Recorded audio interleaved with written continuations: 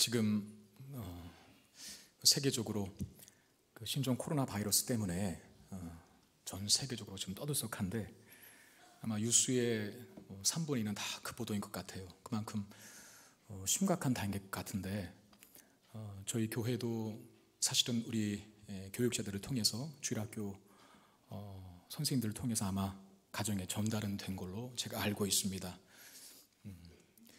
우리가 개인 위생을 철저히 하고 또 마스크 쓰고 다니고 또 손 특별히 잘 씻어야 한다라는 그런 지침들이 나라로부터 내려왔지 않습니까? 교회도 그걸 또 무시할 수 없으니까 일단 아이들부터는 그런 공지문들을 다 전달한 것으로 압니다. 지금 이 예배의 자리에도 마스크를 쓰고 계신 분들이 상당히 많은데 쓰셔도 됩니다. 쓰세요. 사실 저도 쓰고 싶거든요. 근데 또 마스크 쓰고 설교하는 목사는 없잖아요. 그래서 저도 벗었는데 당분간은 여러분 서로 이해하고 또 배려하면서 이상하게 여기지 말라는 것이죠. 예배 시간에 마스크 쓰는 거에 대해서 특별한 상황이니까. 그리고 예배 끝나고 나가실 때에도 꼭 그렇게 굳이 악수를 하지 않으셔도 될 것 같습니다. 근데 저는 1부, 2부 다 했거든요. 그리고 곳곳에 소독제를 다 배치를 해놨어요. 악수하시고 또 소독제로 씻고 가시면 된다 이렇게 생각을 합니다. 일단은 우리가 할 수 있는 것은 해야 되잖아요. 그렇게 최선을 다해서 준비를 하고 그다음에 또 하나 여러분들이 기억하셔야 할 게 이런 어려움들 때문에 여기 우리가 너무나 크고 심각하게 또 반응을 하여서 우리가 하나님 앞에 마땅히 져야 될 신앙적인 책임까지도 감당하지 못하는 일은 없었으면 좋겠어요. 선교사들은 왜 죽음을 각오하고 그 죽음의 땅에 들어갈까요? 그런 거거든요. 그리스도인들은 하나님 앞에 우리가 또 해야 될 역할, 우리의 위치에서 하나님 앞에 보여야 될 정당한 태도에 대해서는 타협 없이 우리가 할 일들을 또 최선을 다해서 다 할 수 있게 되기를 바랍니다. 그래서 이 어려움들을 잘 극복하기를 바라고, 특별히 우리 그리스도인들은 이 문제를 두고 하나님 앞에 더 많이 엎드려 기도해야 될 줄로 압니다. 우리가 오늘 보는 본문은 사무엘하 23장인데 23장 8절부터 다윗의 용사들과 그 다윗의 용사들이 이룩한 주요한 업적들에 대한 기록으로 구성이 되어 있어요. 먼저 탁월한 세 용사, 다윗의 세 용사가 소개되고 있는데 요셉 바세벳이라고 하는 사람, 단변에 800명을 쳐 죽인 장수로 그렇게 등장하고 있고, 또 엘르아살, 손이 칼에 붓기까지 싸워서 블레셋을 물리친 용장으로 기록되고 있고, 그리고 세 번째는 삼마라고 하는 사람인데 도망가는 블레셋 사람들을 끝까지 추격하여 밭 한가운데서 홀로 막아냈던 장수. 이 탁월한 세 용사에 대해서 먼저 언급을 한 다음에 이 탁월한 세 용사보다는 조금 실력적인 면에서는 떨어지지만 그래도 다윗 진영에 뛰어난 장수였던 아비새라고 하는 사람, 여러분 아비새는 아시죠? 그 요압의 형제 중에 한 사람이었죠. 그 아비새라고 하는 사람, 그리고 분하야라고 하는 사람이 소개되고 있습니다. 그리고 그들 휘하의 용사들의 이름들이 쭉 나열되는 게 사실 이 사무엘하 23장 8절부터 끝까지의 기록들입니다. 아비새라고 하는 사람은 300명을 죽인 전공이 있고, 분하야라고 하는 사람은 용맹스러운 일을 행한 자라 이렇게 소개되고 있고, 또 사자 한 마리를 쳐 죽인 사람, 그리고 애굽의 거인을 물리칠 때 무기가 참 특이해요. 막대기 하나로 장대한 애굽인을 죽였다라고 그렇게 묘사하고 있습니다. 이런 기록들이 상당히 오늘 단순해요. 훌륭한 장수들이 있었고 또 그들의 실력이 탁월했다라고 기록하고 있습니다. 사실 여기서 뭘 더하고 뺄 것도 없고 뭐 어떤 의미, 그 주요한 메시지는 무엇인가 사실 발견하기는 쉽지 않죠. 그래서 많은 분들은 사실 이 용사들의 이름이 나열된 이 본문을 그냥 건너뛸 때가 사실 많습니다. 그러나 이 본문을 자세히 살펴보면 굉장히 중요한 의미가 담겨져 있는데, 이스라엘이라고 하는 나라가 다른 세상 나라, 즉 열방과 어떻게 다른지를 계속해서 말하고 있다는 거예요. 제가 지난 시간에도 말씀드렸지만 사무엘 이하 21장부터는 연대기적인 시간적인 순서로 기록된 게 아니라 그랬거든요. 그러니까 다윗의 이야기의 마지막 내용들을 이 사무엘서 저자가 기록하면서 시간적, 연대기적인 순서의 흐름을 따르지 않는 특별한 사건들을 기록한 이유는 이제 막판에 특별한 메시지를 전해주고 싶은 거예요. 그러니까 사무엘 하가 끝나면 다윗의 시대가 막을 내리면 이제 10왕들의 시대가 시작되거든요. 그러니까 다윗 다음에 또 왕들이 세워지지 않습니까? 수많은 왕들이 세워질 때 다윗이 보였던 그 신앙적 태도와 그리고 다윗이 통치했던 이스라엘 나라는 어떻게 세상 나라와 달라야 하는가? 그러니까 이스라엘이라고 하는 나라의 존폐, 흥망성쇠는 그 비결이, 그 원인이, 그 이유가 뭔가라고 하는 것을 이 저자가 메시지로 남기고 싶은 겁니다. 오늘 이 다윗의 용사들을 이야기한 것도 마찬가지예요. 다윗의 탁월한 용사들이 기록되고 있지만 사실은 그들의 얻은 승리와 구원이 그들의 실력으로 얻어낸 건 아니고, 오늘 본문에도 그 말씀들이 곳곳에 녹아 있습니다. 23장 10절 말씀 보시면 그가 나가서 손이 피곤하여 그의 손이 칼에 붙기까지 블레셋 사람들을 치니라. 그날에 여호와께서 크게 이기게 하셨으므로 백성들은 돌아봐 그의 뒤를 따라가며 노력할 뿐이었더라 그랬는데, 그 중간에 그 메시지, 그날에 여호와께서 크게 이기게 하셨다, 이게 중요한 거죠. 그리고 12절에서도 그는 그 밭가운데 서서 막아 블레셋 사람들을 친지라 여호와께서 큰 구원을 이루셨다 그랬어요. 다만 이스라엘의 승리가 탁월한 용사들, 탁월한 군인들 몇몇에 의해서 그들의 실력으로 얻어진 것이 아니라 결국 하나님께서 이기게 하신 것이라, 그렇게 기록하고 있다는 것입니다. 사실 치열한 싸움은 그 군인들이 하는 거거든요. 하나님께서 이스라엘 백성들을 승리하게 하실 때 무슨 벼락을 내리친다든가, 땅이 갈라져서 적군들을 다 땅속에 파문다든가, 아니면 뭐 최첨단 무기를 장착한 하늘의 천군 천사들이 내려와서 다윗 진영의 군사들은 손 하나 까딱 안 하는데 이겨준 게 아니에요. 그 용사들의 오늘 그 전공, 그 업적들을 기록한 내용들을 보십시오. 여러분, 손이 칼에 붙기까지 싸웠대요. 그 느낌을 한번 아시겠어요? 뭔가를 이렇게 열심히 하다 보면은 이게 완전히 손에 붙은 것이죠. 그런 느낌이 있지 않습니까? 그렇게 열심히 그리고 치열하게 싸울 수밖에 없었다는 거고, 혼자 왜 나가서 블레셋 사람들이 도망치는 길목을 막습니까? 혼자밖에 없기 때문에 그렇게 하는 거예요. 혼자라도 나가서 싸워야 하는. 그러니까 표면적으로, 실제적으로 보여지는 사건 속에서는 인간이 행동하고 인간이 치열하게 싸우고 인간이 칼을 휘둘러 승리한 것처럼 보여요. 그러나 거기까지만 기록한다면 그건 세상 나라와 다를 바 없죠. 그래서 다윗과 이스라엘에게는 보이지 않는 또 하나의 눈이 있어야 돼요. 현실적인 사건 속에서는 보여지지 않지만, 만져지지 않지만, 잡혀지지는 않지만 그들의 배후에서 함께 일하시고, 그리고 결국 승리케 하시는 이스라엘 백성들의 삶과 그리고 전쟁사에 관여하시는 그 하나님, 그 하나님을 볼 수 있는 눈이 이스라엘 백성들에게 있어야 한다는 것입니다. 오늘 본문이 사무엘하 23장 아닙니까? 근데 22장부터는 다윗의 시가 기록이 되어 있어요. 그래서 이게 지금 역사서인가 아니면 시편인가 헷갈릴 정도로 22장 전체가 다윗의 시로 기록이 되어 있는데, 이 사무엘하 22장 다윗의 시가 시편 18편에도 똑같이 실려 있습니다. 그러니까 시편 18편의 기록과 사무엘하 22장의 기록이 똑같은데, 그 22장 1절 말씀 보면 여호와께서 다윗을 모든 원수의 손과 사울의 손에서 구원하신 그날에 그랬어요. 다윗이 이 노래의 말씀으로 여호와께 아뢰되, 다윗을 모든 원수의 손과 사울의 손에서 구원하여 주시고 보호하신 분은 하나님이시다. 그걸 다윗이 인정하죠. 여러분, 다윗이 사울에게 얼마나 쫓겨다녔었습니까? 13일이요? 13달이요? 아니면 13년이요? 짧게는 10년에서 길게는 13년까지로 봅니다. 그 13년 동안 다윗은 가슴 졸이며 도망쳤을 거예요. 사실은 잡힐 순간도 있었거든요. 위기의 순간도 많았어요. 어쩌면 다윗이 혼자 도망쳤고 혼자 자기 목숨을 그의 실력으로 지켜낸 것처럼 보이지만, 다윗은 시편 22편, 아니 오늘 사무엘하 22장 시편 18편에 기록된 이 시에서 자신을 사울의 손에서 구원하신 분이 여호와라, 그렇게 고백합니다. 자기 실력으로 잘 도망쳐서 구원받은 게 아니라.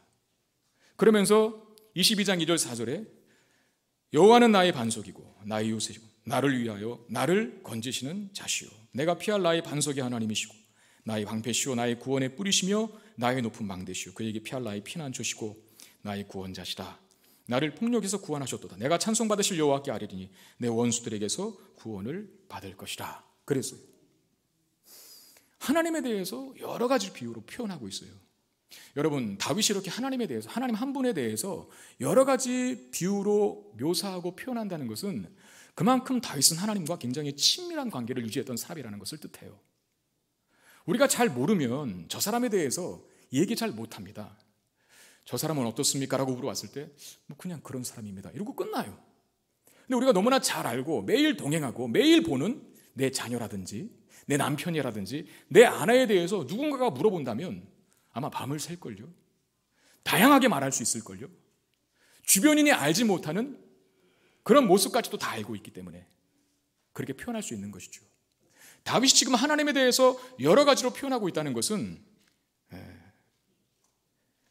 사실 다윗의 삶에 하나님이 매 순간 동행했다는 것을 의미하고 다윗의 입장에서는 매일 매 순간 하나님을 의식하면서 살았다는 뜻이에요. 그러니까 자기가 도망쳤음에도 불구하고 하나님이 나를 구원하셨다라고 고백할 수 있는 것 아니겠습니까? 다윗은 자신이 연약한 죄인이라는 걸 인정하고 하나님이 보호해 주시지 않았다면 절대로 살 수 없었던 연약한 존재, 여기까지 올 수 없었다라고 그렇게 고백하는 것입니다. 그러니까 이스라엘의 역사는 인간을 높이고 인간의 업적과 공로가 자랑되는 역사가 아닙니다. 그들이 얻은 구원과 승리의 근원에는 항상 누가 계십니까? 하나님이 계시다는 거예요. 여러분, 신앙의 성숙이 뭐라고 생각하십니까? 우리는 다 신앙의 성숙이라고 하는 목표지점을 향해 달려가야 되거든요. 여러분, 영적으로 출생했잖아요. 그죠? 하나님의 사람들 맞잖아요. 거듭난 그리스도인이 맞잖아요. 거듭났다는 말이 뭡니까? 다시 태어났다는 건 아닙니까? 애가 다시 태어났어요? 애가 태어났어요. 그 아이는 자라나야 돼요.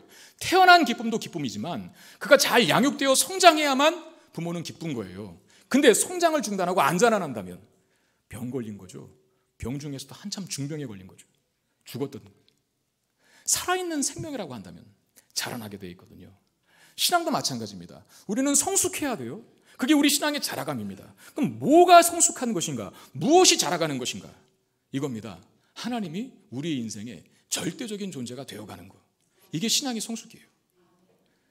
간단하게 말하면 하나님 없이는 설명할 수 없는 인생을 사는 것. 그게 신앙의 성숙입니다. 여러분들이 여러분들의 삶을 다 살고 내 인생의 회고록을 쓴다면 그 회고록이라고 하는 한 권의 책 속에 가장 많은 비중을 차지하시는 분은 하나님이셔야 돼요. 하나님을 빼먹고는 내 인생을 논할 수 없는 사람들, 그게 그리스도인입니다. 근데 만약에 하나님을 빼놓고도 하나님을 제외시키고도 내 인생의 회고록을 쓸 수 있다면 그는 그리스도인이 아닙니다. 그리스도인은 그런 삶을 살 수가 없어요. 하나님이 주인공, 하나님이 그 삶의 절대적인 존재가 되어가는 것, 그게 신앙의 성숙인데, 이건 뭐 얼마나 많은 소유를 세상에서 누리고 있든 아니면 높은 위치에 있든 상관없는 일입니다. 다윗의 시, 이것을 한마디로 요약하자면 다윗에게 있어서 하나님은 절대적인 존재가 되어가고 있다는 것. 그러니까 다윗이 가진 능력으로 얻을 수 없는 결과들을 하나님께서 얻게 하셨고, 그런 결과를 보면서 다윗이 내 능력과 힘으로는 얻을 수 없는 결실들을 맺고 있는 것을 보았다면 내가 한 일이 아니요 하나님이 하셨다라고 고백할 수밖에 없는 것 아닙니까?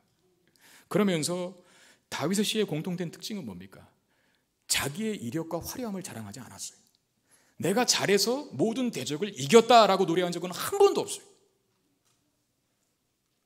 다 하나님께서 나를 도우셔, 나로 이러한 위대한 결과를 보게 하셨다라고 하는 이 하나님의 높고 위대하심을 찬양하는 내용들로 이 시편이 다 이루어졌다는 것입니다.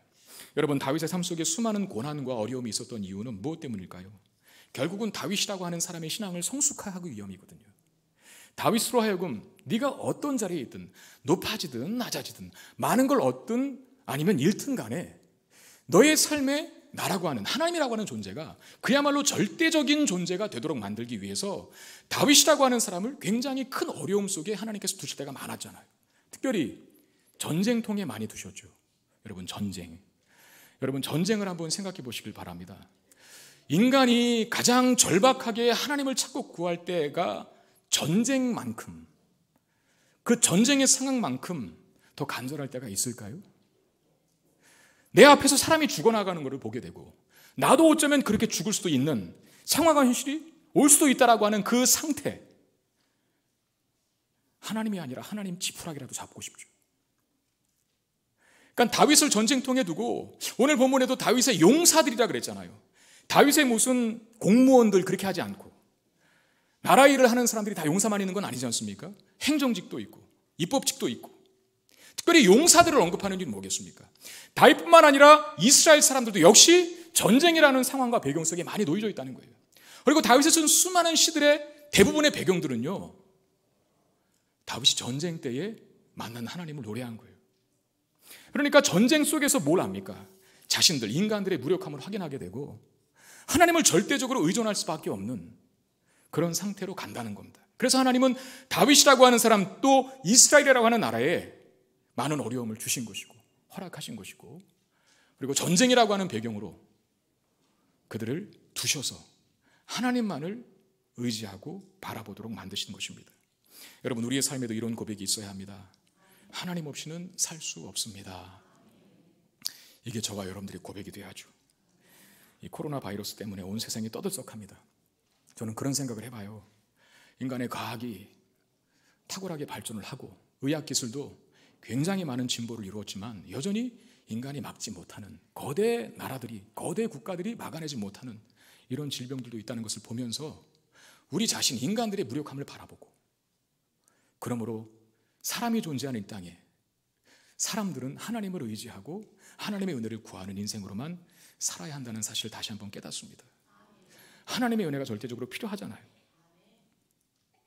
우리 기도하는 마음으로 한번 이 말씀을 고백하기를 원하는데, 여러분, 하나님 말씀은 그 자체로 능력이 있을 줄 믿습니다.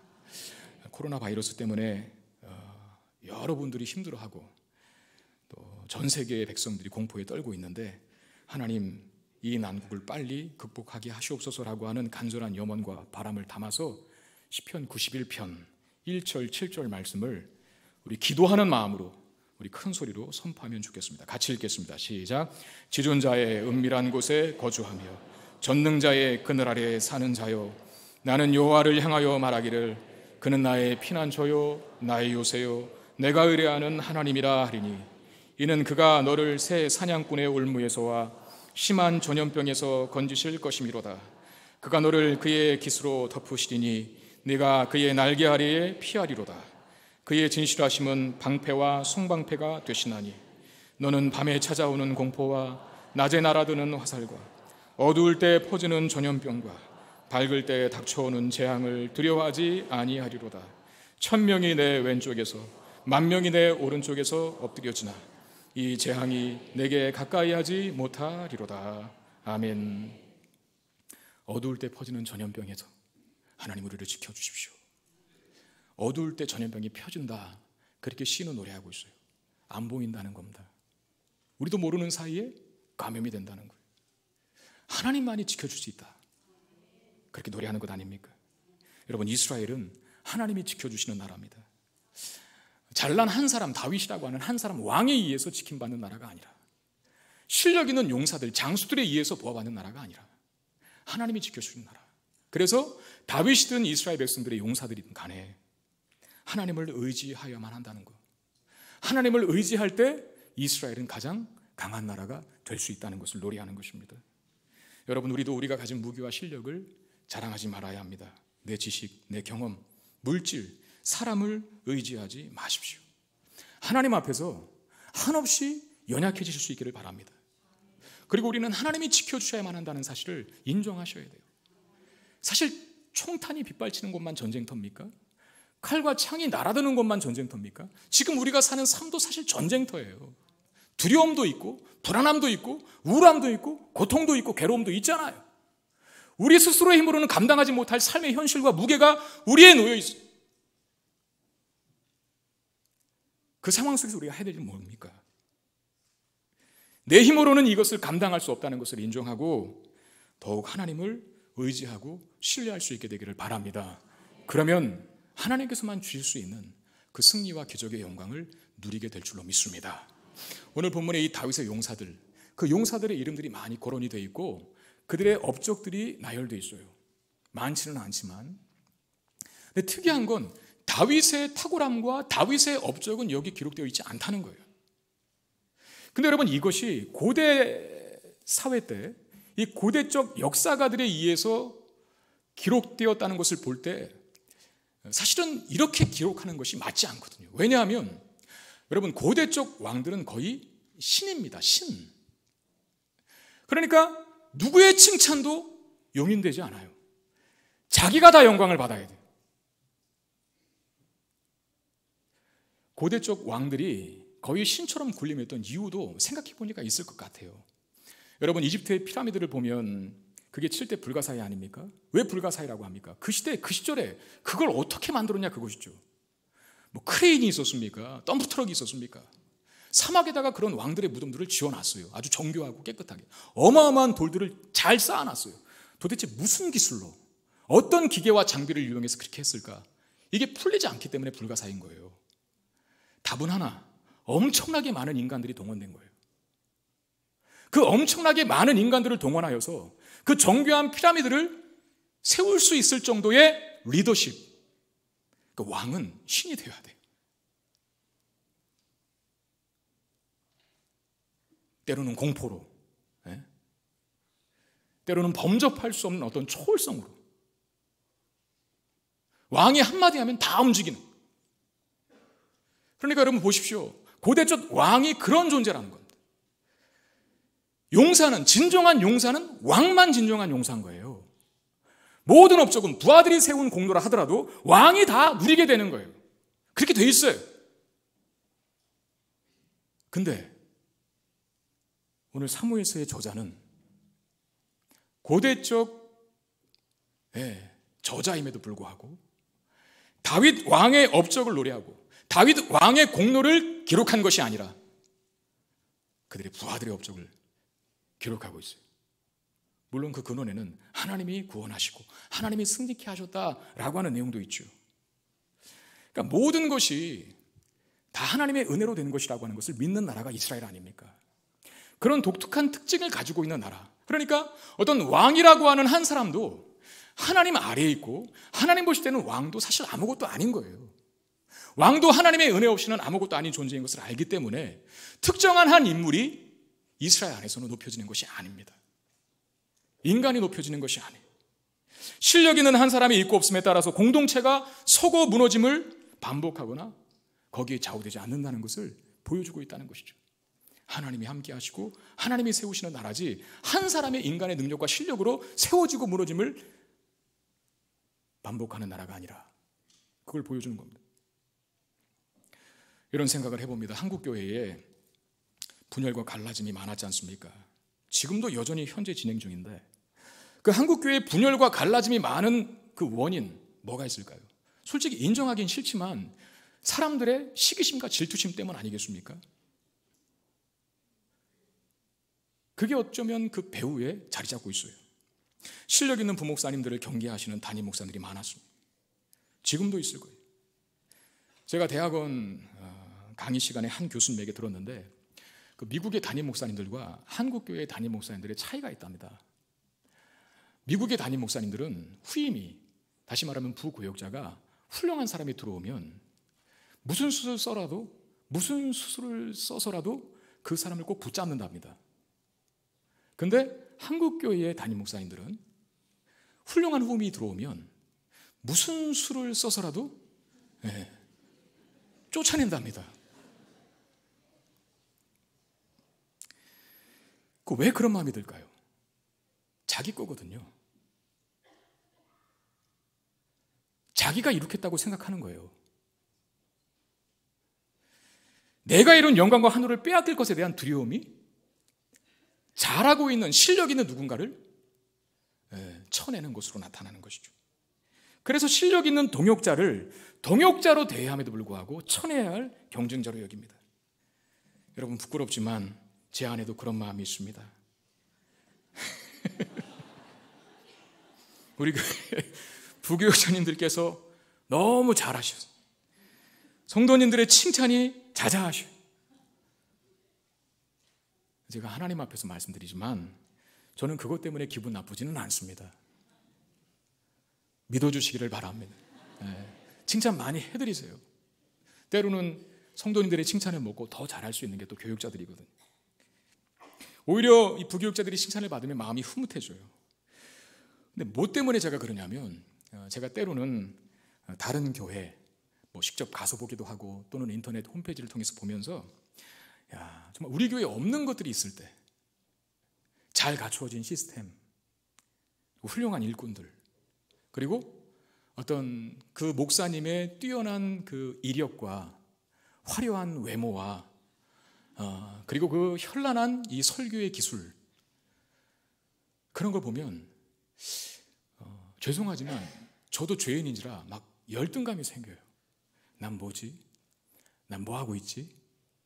저 사람들과 내가 비교되면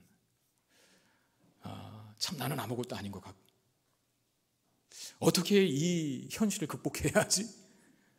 막 그런 생각, 그런 마음이 들 때가 있어요. 사실 여러분 그 열등감도 말이 열등감이지 결국은 시기심과 질투심에 그 감정이 뿌리를 내리고 있어요. 자아가 살아난 거예요. 네. 내가 어떻게, 인간이 어떻게 했다라고 생각하기 때문에 열등감이라는 것이 생기는 거예요. 하나님은 연약한 자를 들어서 강한 자를 이기게 하시고, 하나님 무지한 자를 들어서 놀랍고 위대한 일을 행하시는 것을 믿는다면 왜 열등감에 사로잡히겠습니까? 내가 잘나지 못한 것에 대한 열등감을 가진다면 그는 이미 그 자아가 살아난 거예요. 결국 시기심과 질투심이 뿌리를 내리고 있는 거예요. 모든 것이 다 하나님의 은혜고 하나님이 이루셨다는 것을 믿는 것은 우리로 하여금 서로가 서로를 인정하고 칭찬하고 격려하게 만들어주게 됩니다. 상대의 장점과 은사를 칭찬하고 격려하게 되어 있어요. 여러분들이 교회가 서로를 칭찬하고 인정할 수 있는 성도들로 가득하게 되기를 바랍니다. 근데 우리가 칭찬할 때 조심해야 될 것이 있는데 항상 우리의 칭찬 배후에는 언제나 연약한 인간을 통해서 하나님이 위대한 일을 하셨다는 그 믿음이 있어야만 돼요. 그러니까 인간을 칭찬할 때가 필요하지만 그 인간을 칭찬하면서 하나님이 저 연약한 누군가를 통해서 야 저런 일을 이루셨다라고 하는, 결국은 그 배후에서 일하신 하나님을 기려야 한다는 것이죠. 하나님을 드러내야 한다는 것이죠. 고대 쪽의 왕은 그가 가진 권력 누구와도 공유될 수 없는 것입니다. 자신의 자리를 빼앗길지도 모른다는 그런 불안감 때문 아니겠습니까? 그러나 이스라엘은 왕이 있어도 왕이 절대 권력을 소유한 것은 아닙니다. 하나님이 절대 권력자예요. 왕도 그 아래에 있는 거예요. 그러니 시기심이나 질투심에서 자유할 수 있고, 오늘 사무엘서 저자는 다윗의 업적을 기리는 것이 아니라 그 부하들의 업적과 공로를 기리며 공유하며 단지 고대적 왕의, 당시 고대적 왕만 누릴 수 있는 이 놀라운 칭찬과 환호를 같이 받도록 합니다. 이게 이스라엘의 다른 점입니다. 열방과. 여러분, 교회는 그런 공동체가 되어야 합니다. 옆에 있는 사람을 이기고 물리쳐야 할 경쟁자가 아니라 함께 하나님 나라를 세우는 동역자로 여겨야 돼요. 우리 교회가 그런 교회 되기를 바랍니다. 우리 교회의 성장과 부흥을 위해서 많이 기도해 주시고, 또 나아가서 우리 옆에 있는 이웃 교회들을 위해서도 기도해 주십시오. 옆에 있는 교회가 전도하려고 나왔을 때 여기 우리 영역인데, 여기 우리 나와발인데 이렇게 하지 마시고, 막 싸우려고 그러지 마시고 전도지도 한 장 받아주시고 수고하신다고 칭찬해 주시고 격려해 주시는 그런 모습이 있어야죠. 근데 그런 모습이 있을 수 있는 이유는 뭐 때문입니까? 다른 가게들은 그거 못하거든요. 아니 여기 이게 있는데 왜 거기다 또 줘? 왜 거기다 그 가게를 또 내? 이렇게 나올 수 있게 되는 거거든요. 근데 교회는 그러지 말아야 돼요. 왜? 교회의 진정한 주인은 하나님이시고 교회의 진정한 왕은 하나님 한 분뿐이시기 때문에 그렇습니다. 이런 메시지가 사실 오늘 본문 면면에 다 흐르고 있는 거예요. 그러니까 다윗의 용사들의 이야기, 그 이름들을 나열한 다음에 업적 몇 사람만 표현하고 그 중간에 한 일화, 조금 재미있는, 약간 재미있는 이야기가 또 기록되어 있거든요. 그도 동일한 메시지인 거예요. 어떤 일화가 소개되어 있었습니까? 다윗의 군대가 블레셋 군대와 전쟁 중에 있는데 이 두 군대가 서로 대치하고 있는 상황에서 다윗이 갑자기 향수해졌습니다. 고향에 대한 생각이 나는 거예요. 그러면서 내가 어렸을 적 베들레헴에서 떠마셨던 그 시원하고 청량하고 그 달콤한 우물, 그게 먹고 싶구나 라고 얘기를 해버린 겁니다. 다윗의 이런 이야기를 다윗의 용사 중에 3명의 용사가 듣게 되는데, 듣자마자 놀라운 거, 그 용사들이 그 물을 뜨러 간 거예요. 사실 명령 내린 건 아니거든요. 그냥 베들레헴 그립다라고 하면서 그때 내가 마셨던 물이 있었는데 라고 했는데 듣자마자 새 용사가 득달같이 달려가서 물을 구해옵니다. 여러분, 다윗의 진영이 아둘람에 있었고 그때 블레셋 진영이 베들레헴 근처에 있었습니다. 그러니까 이 시기가 언제적이냐면 이스라엘 초대 왕이었던 사울이 블레셋 군대에게 패하고 죽잖아요. 그 시점입니다. 그때는 다윗이 유다 지파만의 왕이었어요. 그리고 블레셋과 전쟁을 하는 장면에 서게 된 것 같아요. 그 시점이라는 것이죠. 근데 그 베들레헴 우물으로 가기 위해서는 그냥 가는 게 아닙니다. 아둘람에서 이스라엘 백성들이 진치고 있는 아둘람에서 블레셋 군대가 진치고 있는 베들레헴까지 들어갈 때는 80km가 넘어요. 걸어가도 뛰어가도 말 타고 가도 먼 거리죠. 그리고 그냥 우물 떠오는 게 아니지 않습니까? 적들이 있지 않습니까? 그 적을 뚫고 들어가야만 해요. 어쩌면 이 새 용사는 다윗이 물을 마시우게 하기 위해서 목숨을 걸고 생명을 걸고 그 베들레헴가로 들어간 거예요. 대단한 충성심이죠. 제가 이것을 조금 더 쉽게 비유적으로 설명한다면 제가 길을 가다가 어디선가 찌개 냄새가 납니다.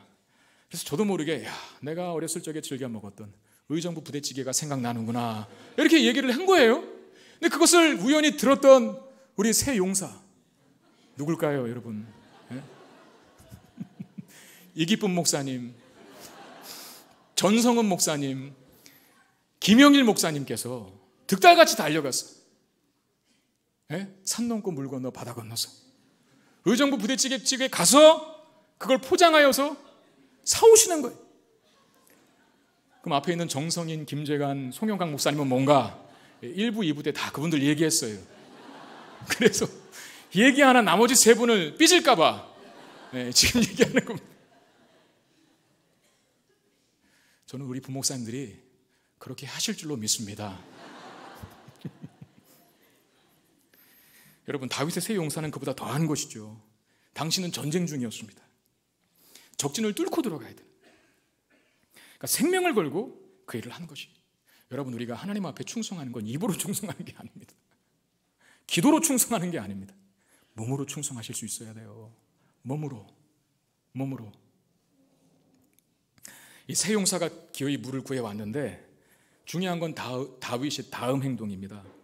보통은 어떤 그림이 연상됩니까? 물을 길어온 부하들을 치하고 감사하다, 내가 정말 마시고 싶었다라고 하면서 1계급 특진 시켜주고 연봉도 더 높여주고 그리고 떠온 물을 벌컥벌컥 들이켜야 맞는 겁니다.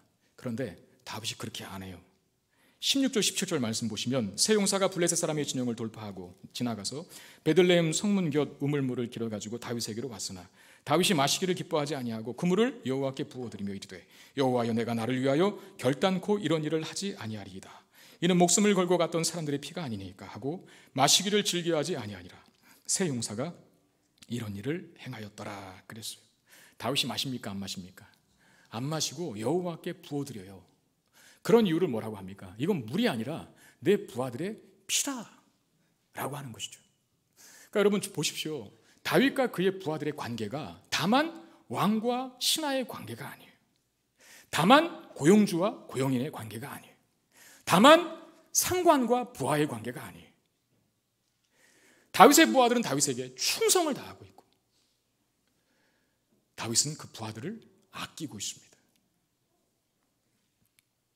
여러분, 세상은 자기에게 이익이 없으면 안 움직여요. 내게 득이 되지 않으면 안 합니다. 더욱이 효율성이나 실효성이나 합리성을 따져서 거기에 조금이라도 어긋나면 움직이지 않습니다. 사실 지금 우리가 모여 예배를 드리고 있는데 세상 사람들이 볼 때 이거는 정말 있을 수 없는 일이거든요.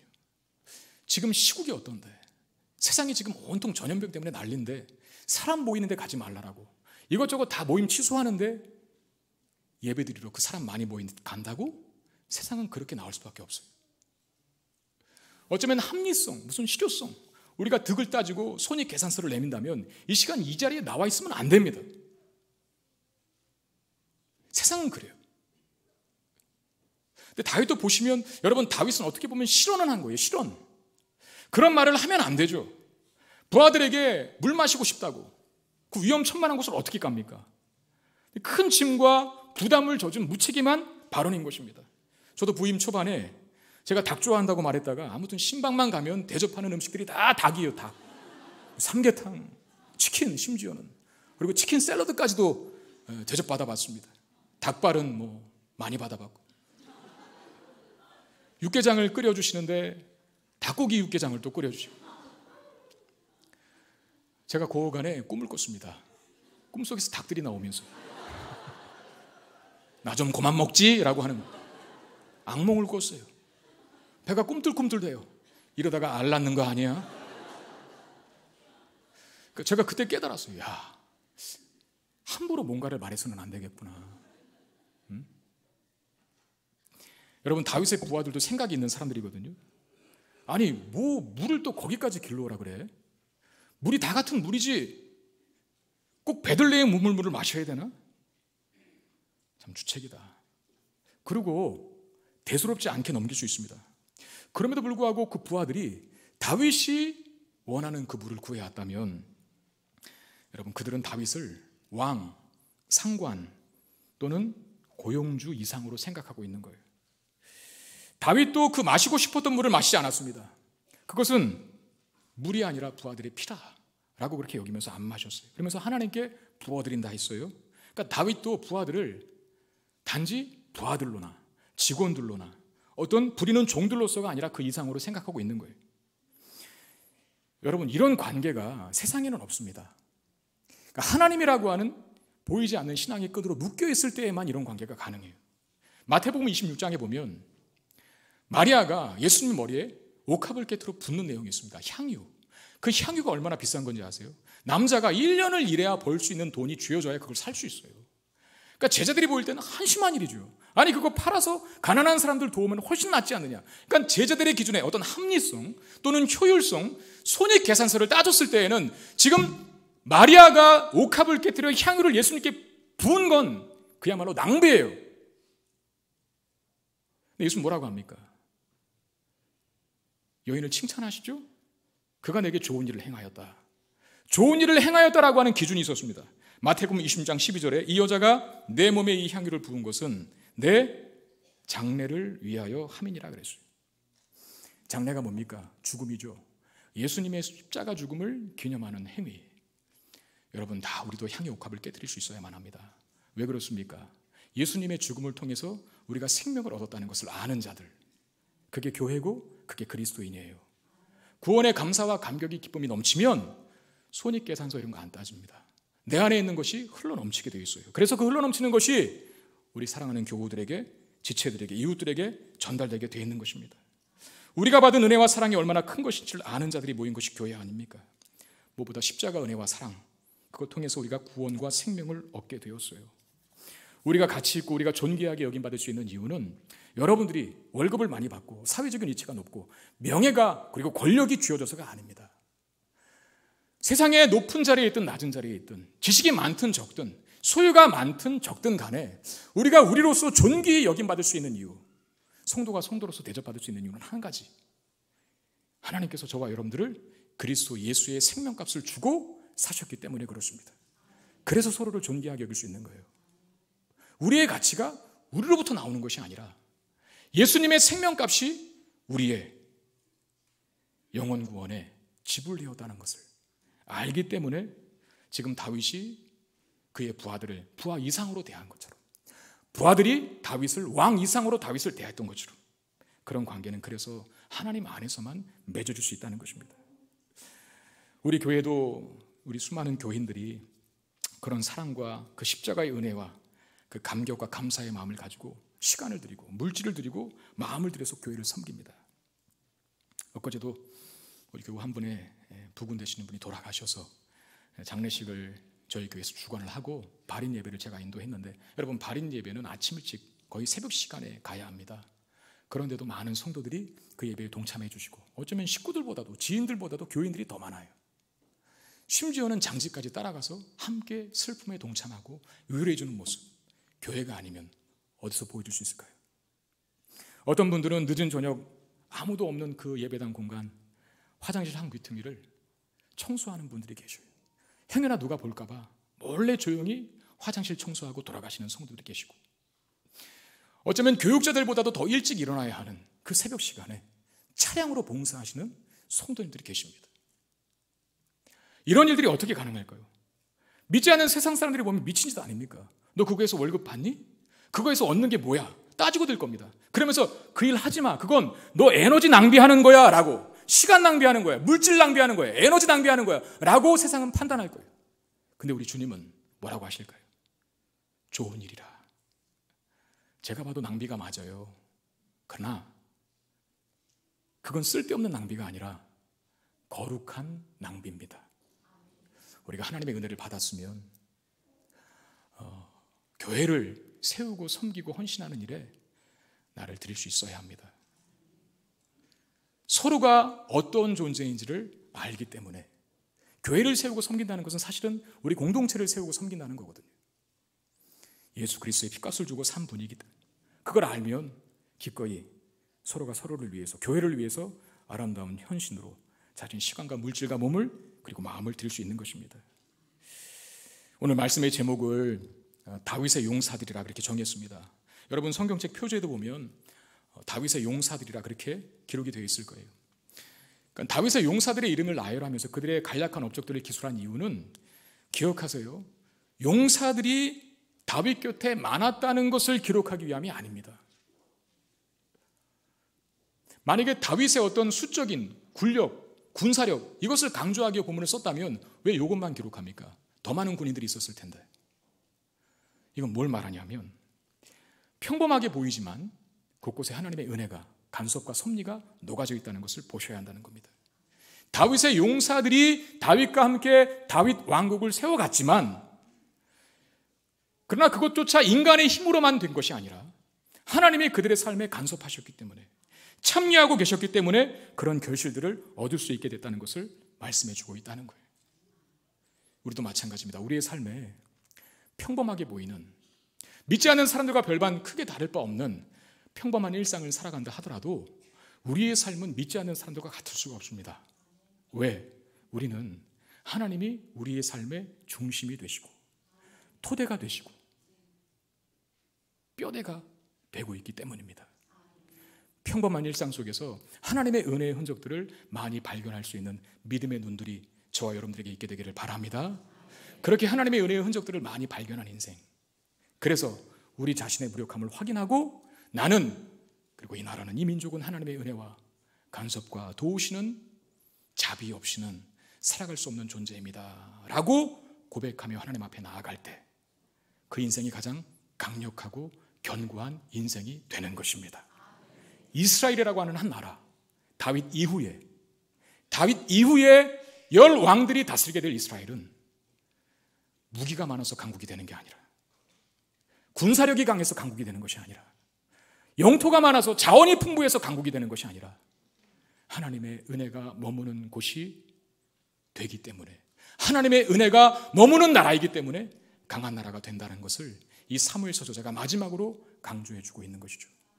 저와 여러분들의 동일한 신앙 고백이 될 수 있기를 바랍니다. 우리 인생에 하나님의 간섭과 개입 없이는 나는 연약합니다, 무지합니다, 어리석습니다, 하나님 나를 도와주십시오 라고 하면서 하나님의 은혜의 흔적들을 많이 발견하고, 그리고 여전히 앞으로도 하나님 나의 삶의 은혜로 간섭하여 주십시오 라고 하는 기대와 소망과 바람으로 나아간다면 우리 인생 반드시 하나님께서 강하고 견고하고 튼튼하게 세워 가실 것입니다. 이 은혜가 저와 여러분들에게 있게 되기를 주의 이름으로 축원드립니다. 기도하겠습니다. 하나님, 우리는 연약합니다. 아무것도 할 수 없는 죄인입니다. 하나님의 은혜와 자비와 사랑이 부어져야 설 수 있다는 사실을 고백합니다.